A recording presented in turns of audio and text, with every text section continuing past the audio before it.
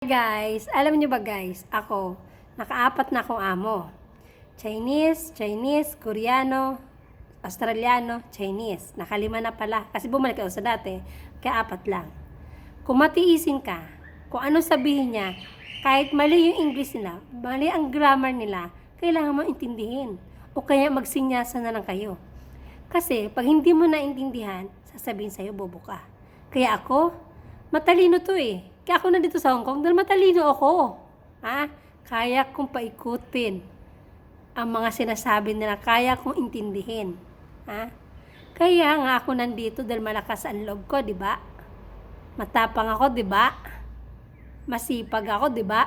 Maliksi ako kumilos, di ba? Madiskarte ako, di ba? Kasi kung wala ako noon, wala ako dito. Saan ako napunta? Doon siguro ako. Sa ibang ibayo ako na nagmamakaawa. Dito tinitiis ko lahat. Pero ngayon, pinagpala ako dahil mabait ang amo ko talaga. Pero yung dati kong amo, binalikan ko. Kasi yung amo kong inalisan, hindi ko talaga gusto. Dahil nga Australiano. Ang English ko doon, kailangan fluent ka doon, di ba? Dito, okay lang, simple lang. Pero, matalino ako. Dito, sa mata ng amo ko, matalino ako.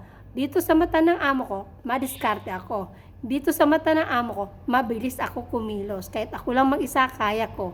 Kahit ang mga alaga ko ganyang kalaki, hindi ako natatakot. Kasi bakit kumikita ako ng malaking halaga. Dahil dyan, napag-aral ko anak ko, nakapagpagawa ko ng bahay ko. Diba? Diskarte lang sa buhay.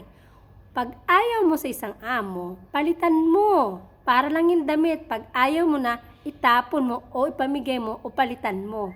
Ganun lang kasimple. Diskarte sa buhay. Okay? Bye-bye na guys.